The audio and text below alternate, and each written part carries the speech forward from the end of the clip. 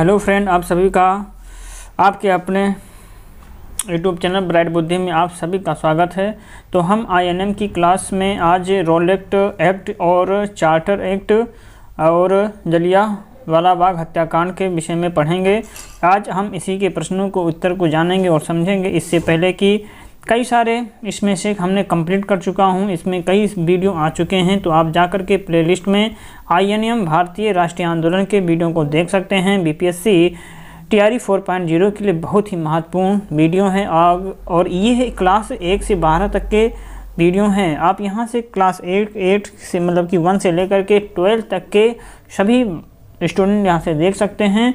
आज हम Rowlatt act, charter act और जलियांवाला बाग हत्याकांड से रिलेटेड और प्रश्नों को जानेंगे। सबसे पहले चलिए शुरू करते हैं। और जो भी पहली बार देख रहे हों वीडियो को, वो चैनल को जरूर सब्सक्राइब करके बेल घंटी दबा दें, जिससे कि अगली वीडियो का नोटिफिकेशन आपको जब भी हम अपलोड करें तो आपको तुरंत मिल जाए। तो चलिए शुरू करते हैं आईएनएम की अगली क्लास, जिसमें से आज पहला क्वेश्चन है कि निम्नलिखित में से किसने रॉलेट एक्ट को काला कानून कहा था।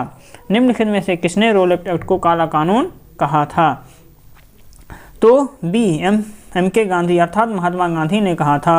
वर्ष 1918 में सर सिडनी रॉलेट की अध्यक्षता में भारत में बढ़ते राष्ट्रवादी भावना तथा क्रांतिकारी गतिविधियों और उभरते आंदोलनों को दबाने के लिए एक कमेटी का गठन किया गया, जिसकी सिफारिश के आधार पर ब्रिटिश सरकार के द्वारा मार्च 1919 में रॉलेट एक्ट लागू किया गया। इस कानून को बिना अपील, बिना वकील और बिना दलील वाला कानून भी कहा गया। महात्मा गांधी ने इस कानून को काला कानून कहा था, अर्थात बी ऑप्शन सही है। तो किसने कहा था काला कानून रॉलेट एक्ट को? तो महात्मा गांधी के द्वारा कहा गया। रॉलेट एक्ट कब पारित किया गया? तो रॉलेट एक्ट 1919 में पारित किया गया था, अर्थात रॉलेट एक्ट मार्च 1919 में इंपीरियल लेजिस्लेटिव काउंसिल के द्वारा पारित किया गया था। रॉलेट एक्ट 21 मार्च 1919 को लागू हुआ था। द्वैध शासन का प्रावधान किस एक्ट में किया गया था? तो द्वैध शासन का प्रावधान है ये भारत शासन एक्ट 1919 में किया गया था। सी ऑप्शन, प्रांतों में द्वैध शासन का प्रावधान भारतीय शासन एक्ट 1919 में तथा केंद्र में द्वैध शासन 1935 के एक्ट के द्वारा लागू किया गया था। तो इसमें बात कर रहे हैं कि द्वैध शासन का प्रावधान किस एक्ट में किया गया? तो ये गवर्नमेंट ऑफ इंडिया एक्ट 1919 में किया गया था। फिर है इसमें अगला क्वेश्चन है, पृथक निर्वाचन पद्धति की शुरुआत निम्न में से किसके द्वारा हुई थी? तो पृथक निर्वाचन पद्धति की शुरुआत निम्न में से किसके द्वारा किया गया? तो मार्ले मिंटो सुधार के द्वारा किया गया था। 1919 में भारत परिषद अधिनियम मार्ले मिंटो सुधार के द्वारा मुसलमानों के लिए अलग निर्वाचन मंडल अथवा पृथक निर्वाचन मंडल की शुरुआत की गई थी। तो पृथक निर्वाचन मंडल की शुरुआत निम्न में से किसके द्वारा हुई? तो ये मार्ले मिंटो सुधार के द्वारा हुआ था। 1919 में भारत परिषद अधिनियम, जिसे हम मार्ले मिंटो सुधार भी कहते हैं, ये मुसलमानों के लिए अलग निर्वाचन मंडल की निर्वाचन प्रणाली की शुरुआत की गई। जलियांवाला बाग हत्याकांड या जलियांवाला बाग की घटना किस वर्ष में घटित हुआ था? तो ये वर्ष 1919 में घटित हुआ था, अर्थात जलियांवाला बाग की घटना 13 अप्रैल 1919 को बैसाखी के दिन पंजाब के अमृतसर में जलियांवाला बाग हत्याकांड या जलियांवाला बाग में हुआ था। जलियांवाला बाग हत्याकांड की घटना कब घटी थी? तो 13 अप्रैल 1919 को घटा था। जलियांवाला बाग की घटना 13 अप्रैल 1919 को बैसाखी के दिन पंजाब के अमृतसर में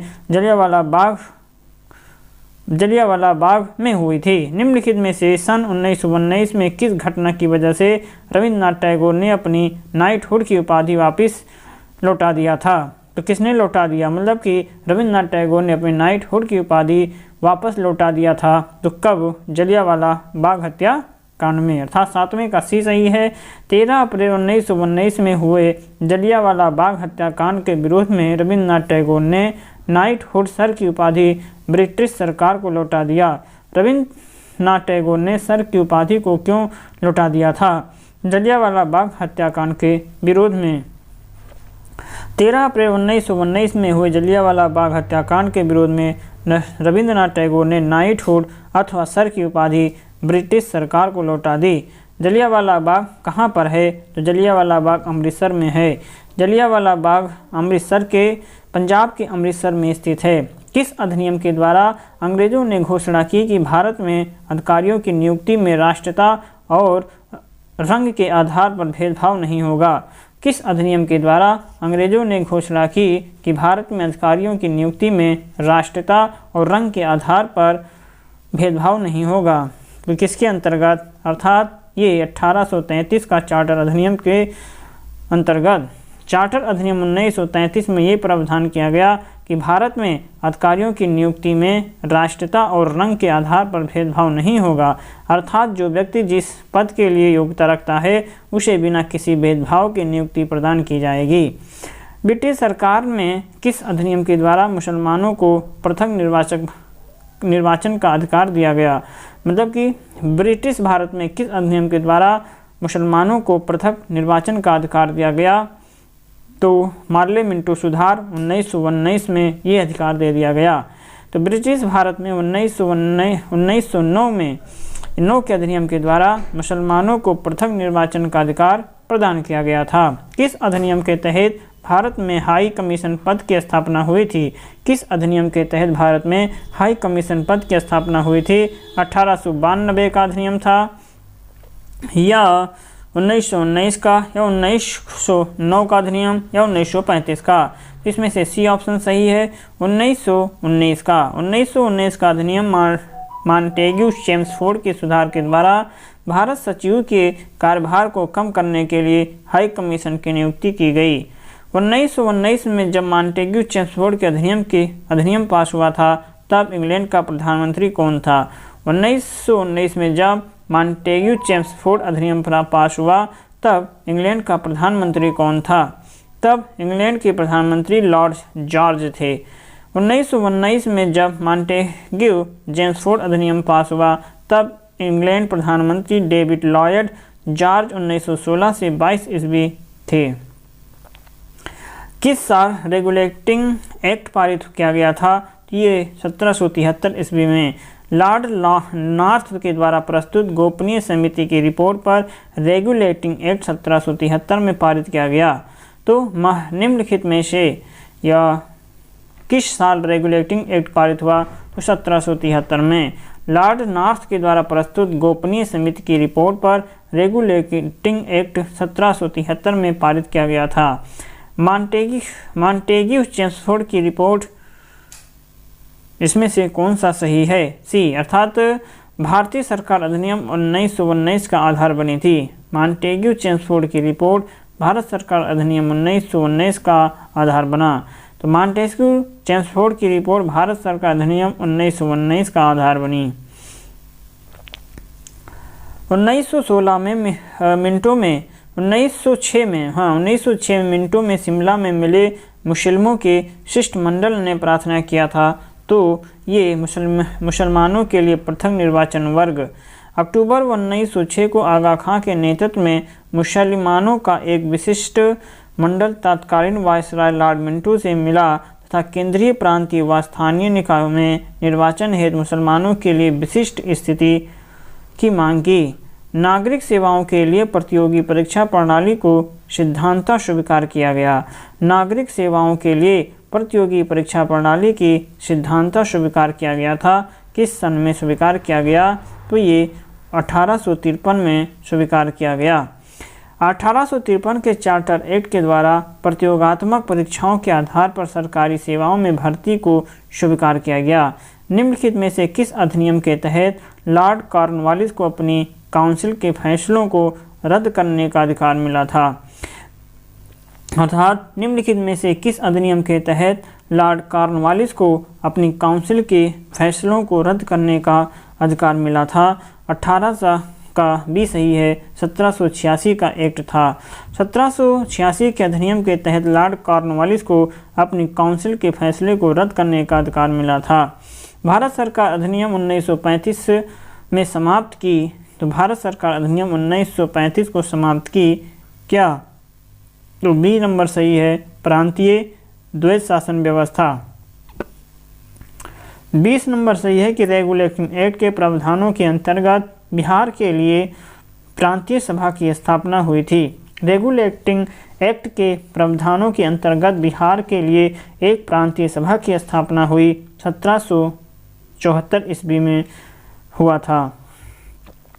रेगुलेटिंग एक्ट 1773 के प्रावधानों के अंतर्गत सन 1774 में बिहार के लिए एक प्रांतीय सभा की स्थापना हुई। प्राचीन समय प्राचीन स्मारक संरक्षण अधिनियम 1904 किस गवर्नर जनरल के समय पारित हुआ था? प्राचीन स्मारक संरक्षण अधिनियम 1904 किस गवर्नर जनरल के समय में पारित हुआ था? तो 21 नंबर का सही होगा सी, लॉर्ड कर्जन के समय में। लॉर्ड कर्जन ने प्राचीन स्मारकों की रक्षा हेतु 1904 में प्राचीन संरक्षण अधिनियम पारित किया और भारत में प्राचीन स्मारकों की मरम्मत के लिए 50,000 पाउंड निश्चित किया। पिट्स इंडिया एक्ट ब्रिटिश संसद के द्वारा कब पारित हुआ था? तो पिट्स इंडिया एक्ट ब्रिटिश संसद के द्वारा पारित हुआ 1784 ईस्वी में। 1784 ईस्वी में पिट्स इंडिया एक्ट पारित किया और इसमें दोहरी शासन प्रणाली का प्रावधान किया गया, अर्थात कंपनी के व्यापारिक एवं राजनीतिक मामलों को एक दूसरे से अलग कर दिया गया। द्वैत शासन, जिसके अंतर्गत प्रांतीय कार्यपालिका का 2 भागों में विभाजन हुआ, प्रतिफल था। तो ये प्रतिफल किसका था? तो 23 नंबर का बी सही है। 1919 ईस्वी के अधिनियम मॉन्टेस्क्यू चेम्सफोर्ड सुधार के द्वारा प्रांतों में उत्तरदायी सरकार की स्थापना के लिए द्वैत शासन की शुरुआत की गई। लॉर्ड कर्जन के द्वारा किस वर्ष भारतीय विश्वविद्यालय एक्ट पारित किया गया था? तो 24 नंबर का सी सही है, 1904 में। लॉर्ड कर्जन के द्वारा किस वर्ष भारतीय विश्वविद्यालय एक्ट पारित किया गया? तो ये 24 है, 1904 ईस्वी में। लॉर्ड कर्जन ने 1902 में थॉमस रैले की अध्यक्षता में विश्वविद्यालय आयोग गठित किया गया, जिसकी सिफारिश पर 1904 में विश्वविद्यालय एक्ट पारित किया गया। महारानी विक्टोरिया को भारत की सामग्री नियुक्त किया गया, कब किया गया था? तो महारानी विक्टोरिया को 1877 ईस्वी में महारानी विक्टोरिया को भारत की सामग्री नियुक्त किया गया था 1877 में। 1877 में लॉर्ड लिटन ने दिल्ली दरबार का आयोजन किया, जिसमें महारानी विक्टोरिया को कैसरे हिंद की उपाधि व भारत की सामग्री घोषित किया गया। ब्रिटिश सरकार या ब्रिटिश शासन काल में संविधान के विकास में कौन सा कानून ऐतिहासिक नहीं था?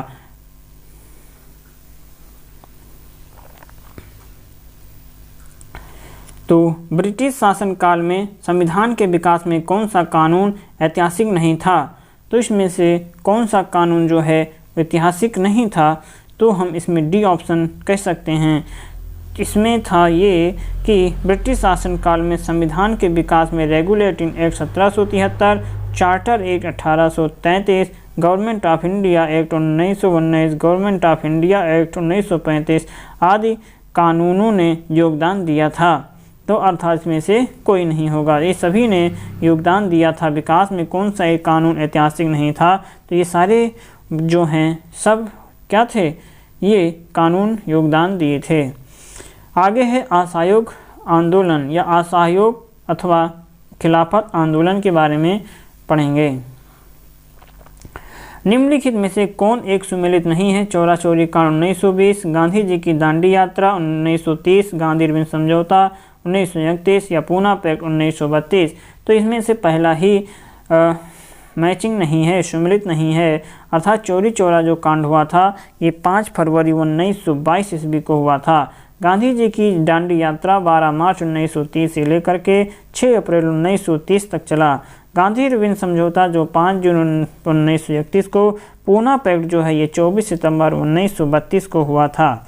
तो पूना पैक्ट जो है ये 24 सितंबर 1932 को, गांधी इरविन समझौता 5 मार्च 1931 को और गांधी जी की दांडी यात्रा 12 मार्च 1930 से लेकर के 6 अप्रैल 1930 तक चला। चौरी चौरा कांड 5 मार्च 1922। महात्मा गांधी ने असहयोग आंदोलन को कब वापस ले लिया था? तो महात्मा गांधी ने असहयोग आंदोलन को वापस लिया था 19 फरवरी 1922 को। 1 अगस्त 1920 को शुरू हुआ असहयोग आंदोलन 5 फरवरी 1922 को उत्तर प्रदेश में गोरखपुर के चौरी चौरा में हिंसा के कारण गांधी जी ने इस आंदोलन को वापस लेने का निर्णय 12 फरवरी 1922 को बारदोली बैठक में ले लिया था। असहयोग आंदोलन प्रारंभ होने का क्या कारण था? तो असहयोग आंदोलन प्रारंभ होने का कारण जो था ये जलियांवाला बाग था। जलियांवाला बाग हत्याकांड, मॉन्टेस्क्यू चेम्सफोर्ड सुधार, 1919 के साथ असंतोष, खिलाफत आंदोलन आदि के कारण 1 अगस्त 1920 को महात्मा गांधी के नेतृत्व में असहयोग आंदोलन शुरू किया गया। ब्रिटिश शासन के विरुद्ध कांग्रेस ने किस वर्ष असहयोग आंदोलन प्रारंभ किया था? तो ब्रिटिश शासन के विरुद्ध कांग्रेस ने किस वर्ष असहयोग आंदोलन प्रारंभ किया? तो ये 1920 को प्रारंभ किया था। असहयोग आंदोलन 1 अगस्त 1920 में औपचारिक रूप से शुरू किया था। किस कांड के कारण असहयोग आंदोलन बंद करना पड़ा था? तो चौरी चौरा कांड की वजह से। चौरी चौरा कांड 5 फरवरी 1922 के कारण गांधी जी को असहयोग आंदोलन बंद करना पड़ा। गांधी जी ने अपना प्रथम असहयोग आंदोलन निलंबित किया, क्योंकि इसके क्या रीजन थे? अर्थात छठवें का पहला सही है, यह एकाएक हिंसात्मक हो चुका था। 1 अगस्त 1920 को गांधी जी ने प्रथम असहयोग आंदोलन प्रारंभ किया। 5 फरवरी 1922 को उत्तर प्रदेश के चौरी चौरा स्थान पर भीड़ और पुलिसकर्मियों के मध्य हुए संघर्ष के बाद ये आंदोलन अचानक हिंसात्मक हो गया, अतः गांधी जी ने असहयोग आंदोलन निलंबित कर दिया। महात्मा गांधी जी ने किस घटना को हिमालयी भूल कहा था? तो ये कहा था चौरी चौरा कांड को। महात्मा गांधी ने चौरी चौरा कांड 5 फरवरी 1922 को हिमालयी भूल कहा था। स्वराज पार्टी से संबंधित क्वेश्चन, ये आईएनएम की क्लास चल रही है जिसमें आज फिर हम पढ़ेंगे इसमें से स्वराज पार्टी। वीडियो अच्छा लग रहा है तो लाइक कमेंट शेयर जरूर कीजिए अपने हित मित्र दोस्तों के साथ, और जो पहली बार देख रहे हैं चैनल को वो जरूर सब्सक्राइब करके बेल घंटी दबाएँ। तो आईएनएम की आगे के क्लास में स्वराज पार्टी हम पढ़ रहे हैं। तो आज स्वराज पार्टी से रिलेटेड पहला क्वेश्चन हमारा ये होगा कि जो स्वराज पार्टी का गठन किसने किया था? तो स्वराज पार्टी का जो गठन है ये चित्तरंजन दास व मोतीलाल नेहरू के द्वारा किया गया। असहयोग आंदोलन के स्थान के बाद या स्थगन के असहयोग आंदोलन के स्थगन के बाद 1922 में चित्तरंजन दास की अध्यक्षता में कांग्रेस के गया अधिवेशन विधान परिषद के चुनाव में भाग लेने वाला प्रस्ताव पारित नहीं हुआ, जिसके बाद चित्तरंजन दास ने अध्यक्ष पद से इस्तीफा और 1923 में इलाहाबाद में चित्तरंजन दास व मोतीलाल नेहरू ने स्वराज पार्टी का गठन किया।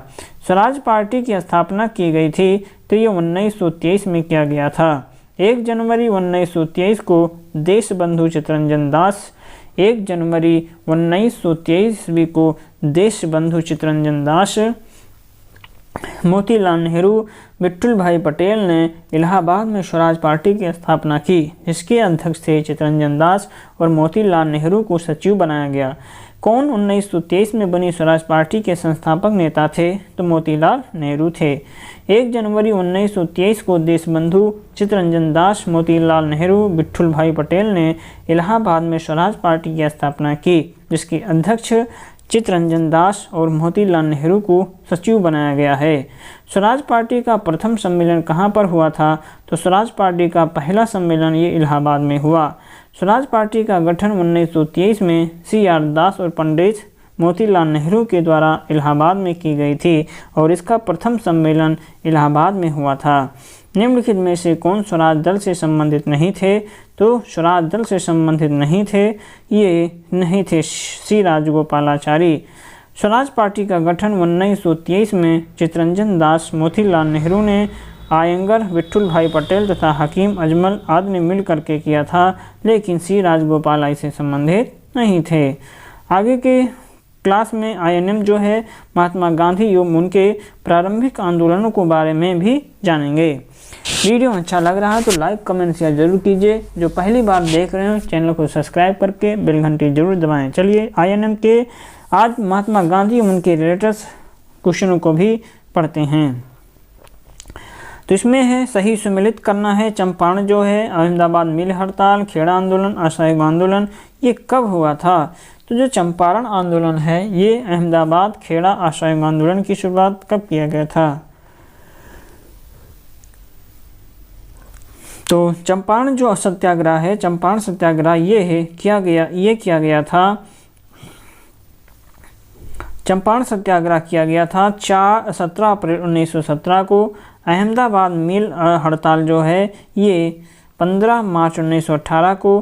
खेड़ा आंदोलन है ये 22 मार्च 1918 और ये असहयोग आंदोलन किया गया था 1 अगस्त 1920 को किया गया था। चंपारण सत्याग्रह जो है ये 17 अप्रैल 1917, अहमदाबाद मिल हड़ताल 15 मार्च 1918, खेड़ा विद्रोह 22 मार्च 1918, असहयोग आंदोलन 1 अगस्त 1920। निम्नलिखित में से कौन सी पुस्तक महात्मा गांधी के द्वारा लिखी गई है? तो इसमें लिखा गया है यंग इंडिया।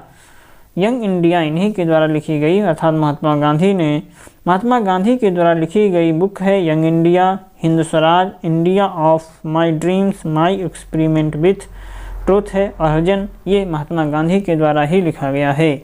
1915 में भारत के लौटने के बाद गांधी जी ने की तरफ कपड़े पहनने तक मतलब कि किस तरह के कपड़े पहनने के लिए या पहनने का निर्णय किया था?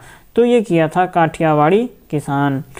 1915 में भारत लौटने के बाद गांधी जी ने काठियावाड़ी किसान के धोती कुर्ता की तरह कपड़ा पहनने का निर्णय लिया। 1922 में अखिल भारतीय हरिजन संघ की स्थापना किसने किया था? तो 1922 में अखिल भारतीय संघ की गणना हरिजन की स्थापना महात्मा गांधी ने किया। 30 सितंबर 1932 में अखिल भारतीय हरिजन संघ की स्थापना महात्मा गांधी ने की थी और इसके संस्थापक अध्यक्ष उद्योगपति घनश्याम दास बिरला तथा सचिव अमृतलाल हैं। गांधी जी का जन्म किस वर्ष में हुआ था? तो ये 1869 अर्थात सी नंबर सही है। महात्मा गांधी का जन्म 2 अक्टूबर 1869 को गुजरात के पोरबंदर में हुआ था। गांधी जी ने 1917 में चंपारण सत्याग्रह क्यों संचालित किया? गांधी जी ने 1917 में चंपारण सत्याग्रह क्यों संचालित किया था? तो छठवें का पहला सही है इसमें से, क्योंकि दमनकारी नील बगान व्यवस्था के खिलाफ था इसलिए। तो गांधी जी ने भारत में अपना प्रथम सत्याग्रह चंपारण में वर्ष 1917 में नील के किसानों के लिए 3 कठिया पद्धति के खिलाफ किया था। महात्मा गांधी का चंपारण आंदोलन सफल रहा ये 1917। गांधी जी ने भारत में अपना प्रथम सत्याग्रह चंपारण में वर्ष 1917 में नील किसानों के लिए 3 कठिया पद्धति के खिलाफ किया था। दक्षिण अफ्रीका से वापस लौटने पर महात्मा गांधी के द्वारा प्रारंभ प्रथम सफल सत्याग्रह था। तो वो कौन सा सत्याग्रह था जो उनके द्वारा प्रथम बार किया गया? तो चंपारण सत्याग्रह था। 1915 में दक्षिण भारत से वापस लौटने के बाद गांधी जी द्वारा चलाया गया प्रथम सफल सत्याग्रह चंपारण सत्याग्रह था जो 1917 में चलाया गया था। महात्मा गांधी ने भारतवर्ष में अपना पहला सत्याग्रह कहाँ प्रारंभ किया था? तो महात्मा गांधी ने भारतवर्ष में पहला सत्याग्रह कहाँ पर प्रारंभ किया था? तो ये वे प्रारंभ करने वाले डी ऑप्शन चंपारण से किया था। गांधी जी ने भारत में अपना प्रथम सत्याग्रह चंपारण में वर्ष 1917 में नील के किसानों के लिए 3 कठिया पद्धति के खिलाफ किया गया था। आगे सम्मिलित करना है इसमें से, तो पहला सही जाएगा चंपारण सत्याग्रह जो है ये 1917, अहमदाबाद मिल मजदूर या हड़ताल 1918, खेड़ा आंदोलन 1918, जलियांवाला बाग हत्याकांड 1919। चंपारण सत्याग्रह का आरंभ कब हुआ? तो बी नंबर 1917 को। गांधी जी ने भारत में अपना प्रथम सत्याग्रह चंपारण में वर्ष 1917 में नील के किसानों के लिए 3 कठिया पद्धति के खिलाफ किया था। महात्मा गांधी ने दांडी यात्रा का प्रारंभ कहाँ से कहाँ किया था? तो ये डी ऑप्शन साबरमती आश्रम से। गांधी जी ने दांडी यात्रा का प्रारंभ कहाँ से किया गया था? अगला है मार्च 1930 को अपने 78 अनुयायियों को साथ लेकर के साबरमती आश्रम से अरब सागर के दांडी तक 241 मील की यात्रा की। वल्लभ भाई पटेल को सरदार की उपाधि किसने दिया? महात्मा गांधी, विनोबा भावे, बारदौली गुफा महिलाएं या गुजरात के किसान? तो इसमें से सही जाएगा बारदौली की महिलाएं, अर्थात 13 का सी सही जाएगा। तो 1928 में गुजरात के प्रांतीय सरकार ने किसानों के लगान में 30% की वृद्धि कर दी, जिसके फलस्वरूप सरदार वल्लभ भाई पटेल ने बारदौली में एक किसान आंदोलन का नेतृत्व किया, जिसे बारदौली सत्याग्रह कहा जाता। बारदौली की महिलाओं की ओर से गांधी जी ने उन्हें सरदार की उपाधि दी। गांधी जी दक्षिण अफ्रीका से भारत कब लौटे थे? तो ये भारत लौटे थे 1915 में। गांधी जी ने अफ्रीका से 9 जनवरी 1915 में हुआ है और 1993 में दादा अब्दुल्ला ने गांधी जी को दक्षिण अफ्रीका में मुकदमा तोड़ने के लिए आमंत्रित किया। महात्मा गांधी की मृत्यु कब हुई थी? तो ये 30 जनवरी 1948 को हुआ। महात्मा गांधी की मृत्यु या 30 जनवरी 1948 को नाथूराम गोडसे ने गोली मार करके कर दी थी हत्या। हरिजन बिंदु नामक पत्रिका का नाम बदल करके क्या रखा गया? हरिजन बंधु नामक पत्रिका का नाम बदल करके क्या रखा गया है? तो रखा गया है हरिजन रखा गया, हरिजन रखा गया। महात्मा गांधी ने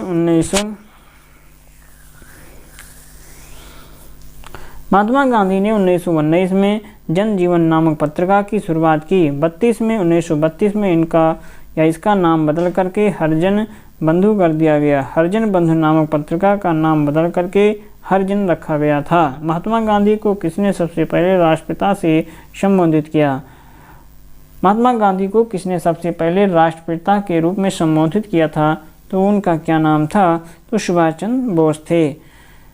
6 जुलाई 1944 को सुभाष चंद्र बोस ने रंगून रेडियो स्टेशन पर एक संदेश प्रसारित हुए महात्मा गांधी को सर्वप्रथम राष्ट्रपिता कह करके संबोधित किया था तथा उनसे निर्णायक लड़ाई में शुभकामनाएं भी मांगी। महात्मा गांधी की हत्या नाथूराम गोडसे ने निम्नलिखित में किस दिन किया गया था? तो ये किया गया था 30 जनवरी 1948 को। महात्मा गांधी की हत्या नाथूराम गोडसे ने 30 जनवरी 1948 ईस्वी को किया गया था। और इसी के साथ ये अध्याय भी समाप्त होता है यहाँ से। तो हम कंप्लीट कर चुके हैं। हम कहाँ तक? हम पेज 246 तक समाप्त कर चुके। इसमें लगभग 300 प्लस क्वेश्चन हैं। हम इसे बारी बारी से सारा एक एक करके समाप्त कर देंगे। वीडियो अच्छा लगे तो लाइक कमेंट शेयर जरूर कीजिए अपने हित में दोस्तों के साथ। तब तक हम मिलेंगे एक अगले वीडियो में। तब तक आप पढ़ते रहें, मस्त रहें। नमस्कार।